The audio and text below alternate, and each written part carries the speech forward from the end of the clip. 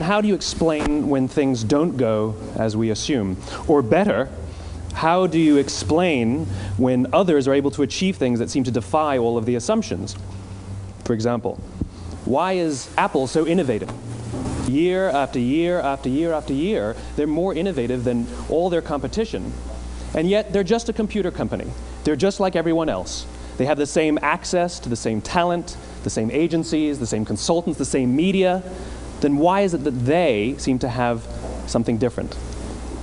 Why is it that Martin Luther King led the civil rights movement? He wasn't the only man who suffered in a pre-civil rights America, and he certainly wasn't the only great orator of the day. Why him? And why is it that the Wright brothers were able to figure out controlled powered manned flight when there were certainly other teams who were better qualified, better funded, and they didn't achieve powered manned flight, and the Wright brothers beat them to it? There's something else at play here. About 3.5 years ago, I made a discovery, and this discovery profoundly changed my view on how I thought the world worked, and it even profoundly changed the way in which I operate in it. As it turns out, there's a pattern. As it turns out, all the great and inspiring leaders and organizations in the world, whether it's Apple or Martin Luther King or the Wright brothers, they all think, act, and communicate the exact same way, and it's the complete opposite to everyone else. All I did was codify it. And it's probably the world's simplest idea. I call it the golden circle.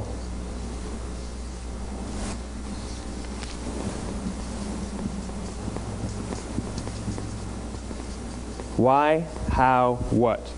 This little idea explains why some organizations and some leaders are able to inspire where others aren't. Let me define the terms really quickly.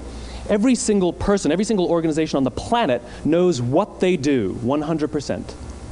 Some know how they do it, whether you call it your differentiating value proposition or your proprietary process or your USP. But very, very few people or organizations know why they do what they do. And by why, I don't mean to make a profit. That's a result. It's always a result. By why, I mean what's your purpose? What's your cause? What's your belief? Why does your organization exist? Why do you get out of bed in the morning? And why should anyone care? Well, as a result, the way we think, the way we act, the way we communicate is from the outside in. It's obvious. We go from the clearest thing to the fuzziest thing. But the inspired leaders and the inspired organizations, regardless of their size, regardless of their industry, all think, act, and communicate from the inside out. Let me give you an example. I use Apple because they're easy to understand and everybody gets it. If Apple were like everyone else, a marketing message from them might sound like this. We make great computers. They're beautifully designed, simple to use, and user-friendly. Want to buy one? Meh. And that's how most of us communicate. That's how most marketing is done, that's how most sales is done, and that's how most of us communicate interpersonally. We say what we do, we say how we're different or how we're better, and we expect some sort of behavior, a purchase, a vote, something like that. Here's our new law firm. We have the best lawyers with the biggest clients. We have, we always perform for our clients, do business with us. Here's our new car. It gets great gas mileage. It has, leather seats. Buy our car. But it's uninspiring. Here's how Apple actually communicates. Everything we do, we believe in challenging the status quo. We believe in thinking differently. The way we challenge the status quo is by making our products beautifully designed, simple to use, and user-friendly. We just happen to make great computers. Want to buy one? Totally different, right? You're ready to buy a computer from me.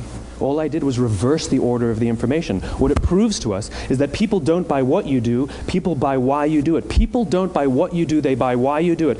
This explains why every single person in this room is perfectly comfortable buying a computer from Apple. But we're also perfectly comfortable buying an MP3 player from Apple, or a phone from Apple, or a DVR from Apple. But as I said before, Apple's just a computer company. There's nothing that distinguishes them structurally from any of their competitors. Their competitors are all equally qualified to make all of these products. In fact, they tried. A few years ago, Gateway came out with flat-screen TVs. They're eminently qualified to make flat-screen TVs. They've been making flat-screen monitors for years. Nobody bought one. And Dell came out with MP3 players and PDAs. And they make great quality products, and they can make perfectly well-designed products, and nobody bought one. In fact, talking about it now, we can't even imagine buying an MP3 player from Dell. Why would you buy an MP3 player from a computer company? But we do it every day. People don't buy what you do, they buy why you do it. The goal is not to do business with everybody who needs what you have.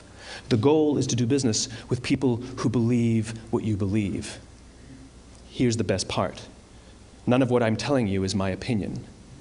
It's all grounded in the tenets of biology, not psychology, biology. If you look at a cross-section of the human brain, looking from the top down, what you see is the human brain is actually broken into 3 major components that correlate perfectly with the golden circle. Our newest brain, our Homo sapien brain, our neocortex, corresponds with the what level. The neocortex is responsible for all of our rational and analytical thought and language. The middle 2 sections make up our limbic brains, and our limbic brains are responsible for all of our feelings, like trust and loyalty. It's also responsible for all human behavior, all decision-making, and it has no capacity for language. In other words, when we communicate from the outside in, yes, people can understand vast amounts of complicated information like features and benefits and facts and figures. It just doesn't drive behavior. When we communicate from the inside out, we're talking directly to the part of the brain that controls behavior, and then we allow people to rationalize it with the tangible things we say and do. This is where gut decisions come from. You know, sometimes you can give somebody all the facts and your figures, and they say, I know what all the facts and details say, but it just doesn't feel right. Why would we use that verb? It doesn't feel right. Because the part of the brain that controls decision-making doesn't control language. And the best we can muster up is, I don't know, it just doesn't feel right. Or sometimes you say you're leading with your heart or you're leading with your soul. Well, I hate to break it to you, those aren't other body parts controlling your behavior. It's all happening here in your limbic brain, the part of the brain that controls decision-making and not language. But if you don't know why you do what you do, and people respond to why you do what you do, then how will you ever get people to vote for you or buy something from you, or more importantly, be loyal and want to be a part of what it is that you do? Again, the goal is not just to sell people who need what you have. The goal is to sell to people who believe what you believe. The goal is not just to hire people who need a job. It's to hire people who believe what you believe. I always say that, you know, there's if you hire people just because they can do a job, they'll work for your money. But if you hire people who believe what you believe, they work for you with blood and sweat and tears. And nowhere else is there a better example of this than with the Wright brothers. Most people don't know about Samuel Pierpont Langley. And back in the early 20th century, the pursuit of powered man flight was like the .com of the day. Everybody was trying it. And Samuel Pierpont Langley had what we assume to be the recipe for success. I mean, even now, when you ask people, why did your product or why did your company fail? And people always give you the same permutation of the same 3 things. Undercapitalized, the wrong people, bad market conditions. It's always the same 3 things. So let's explore that. Samuel Pierpont Langley was given $50,000 by the War Department to figure out this flying machine. Money was no problem. He held a seat at Harvard and worked at the Smithsonian and was extremely well connected. He knew all the big minds of the day. He hired the best minds money could find, and the market conditions were fantastic. The New York Times followed him around everywhere, and everyone was rooting for Langley. And how come we've never heard of Samuel Pierpont Langley? A few hundred miles away in Dayton, Ohio, Orville and Wilbur Wright. They had none of what we consider to be the recipe for success. They had no money. They paid for their dream with the proceeds from their bicycle shop. Not a single person on the Wright brothers' team had a college education, not even Orville or Wilbur. And the New York Times followed them around nowhere. The difference was Orville and Wilbur were driven by a cause, by a purpose, by a belief. They believed that if they could figure out this flying machine, it'll change the course of the world. Samuel Pierpont Langley was different. He wanted to be rich, and he wanted to be famous. He was in pursuit of the result. He was in pursuit of the riches. And lo and behold, look what happened. The people who believed in the Wright brothers' dream worked with them with blood and sweat and tears. The others just worked for the paycheck.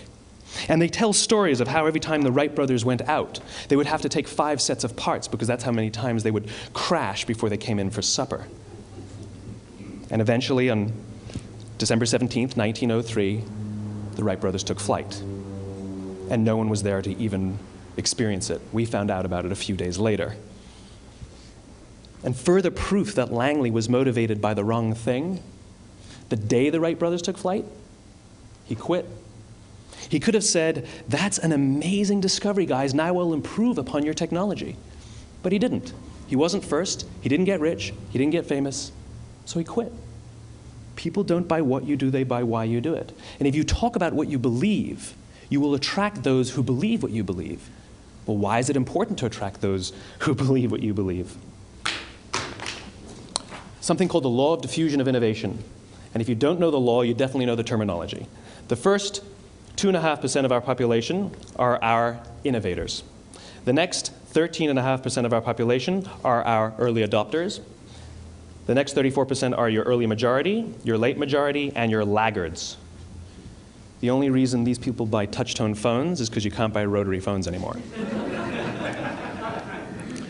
We all sit at various places at various times on the scale, but what the law of diffusion of innovation tells us is that if you want mass market success or mass market acceptance of an idea, you cannot have it until you achieve this tipping point between 15 and 18% market penetration, and then the system tips.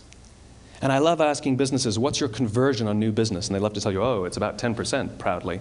Well, you can trip over 10% of the customers. We all have about 10% who just get it. That's how we describe them, right? That's like that gut feeling, oh, they just get it. The problem is, how do you find the ones that just get it before you're doing business with them versus the ones who don't get it? So it's this here, this little gap, that you have to close, as Geoffrey Moore calls it, crossing the chasm. Because you see, the early majority will not try something until someone else has tried it first. And these guys, the innovators and the early adopters, they're comfortable making those gut decisions. They're more comfortable making those intuitive decisions that are driven by what they believe about the world, and not just what product is available.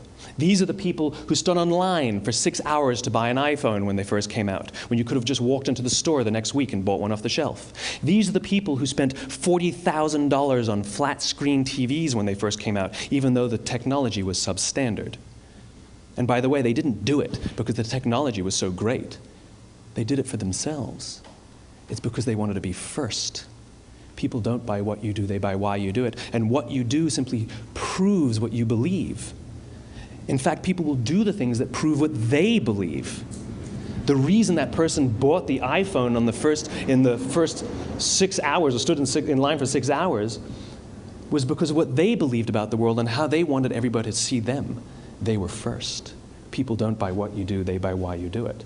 So let me give you a famous example, a famous failure and a famous success of the law of diffusion of innovation. First, the famous failure. It's a commercial example.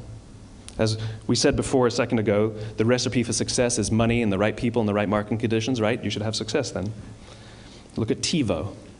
From the time TiVo came out about 8 or 9 years ago to this current day, they are the single highest quality product on the market. Hands down, there is no dispute. They were extremely well funded. Market conditions were fantastic. I mean, we use TiVo as a verb. I TiVo stuff on my piece of junk Time Warner DVR all the time. But TiVo is a commercial failure. They've never made money. And when they went IPO, their stock was at about $30 or $40 and then plummeted, and it's never traded above 10. In fact, I don't think it's even traded above 6, except for a couple of little spikes. Because you see, when TiVo launched their product, they told us all what they had. They said, we have a product that pauses live TV, skips commercials, rewinds live TV, and memorizes your viewing habits without you even asking. And the cynical majority said, we don't believe you, we don't need it, we don't like it, you're scaring us. What if they had said, if you're the kind of person who likes to have total control over every aspect of your life, boy, do we have a product for you. It pauses live TV, skips commercials, memorizes your viewing habits, etc., etc. People don't buy what you do, they buy why you do it, and what you do simply serves as the proof of what you believe. Now let me give you a successful example of the law of diffusion of innovation. In the summer of 1963, 250,000 people showed up on the Mall in Washington to hear Dr. King speak. They sent out no invitations, and there was no website to check the date. How do you do that? Well, Dr. King wasn't the only man in America who was a great orator. He wasn't the only man in America who suffered in a pre-civil rights America. In fact, some of his ideas were bad. But he had a gift. He didn't go around telling people what needed to change in America. He went around and told people what he believed. I believe, I believe, I believe, he told people. And people who believed what he believed took his cause and they made it their own, and they told people. And some of those people created structures to get the word out to even more people. And lo and behold, 250,000 people showed up on the right day, on the right time to hear him speak. How many of them showed up for him? 0. They showed up for themselves. It's what they believed about America that got them to travel on a bus for 8 hours to stand in the sun in Washington in the middle of August. It's what they believed, and it wasn't about black versus white. 25% of the audience was white. Dr. King believed that there were 2 types of laws in this world, those that are made by a higher authority and those that are made by man. And not until all the laws that are made by man are consistent with the laws that are made by the higher authority will we live in a just world. It just so happens that the civil rights movement was the perfect thing to help him bring his cause to life. We followed him not for him, but for ourselves. And by the way, he gave the I have a dream speech, not the I have a plan speech. Listen to politicians now with their comprehensive 12-point plans. They're not inspiring anybody. Because there are leaders and there are those who lead. Leaders hold a position of power or authority, but those who lead inspire us. Whether they're individuals or organizations, we follow those who lead not because we have to, but because we want to. We follow those who lead not for them, but for ourselves. And it's those who start with why that have the ability to inspire those around them or find others who inspire them. Thank you very much.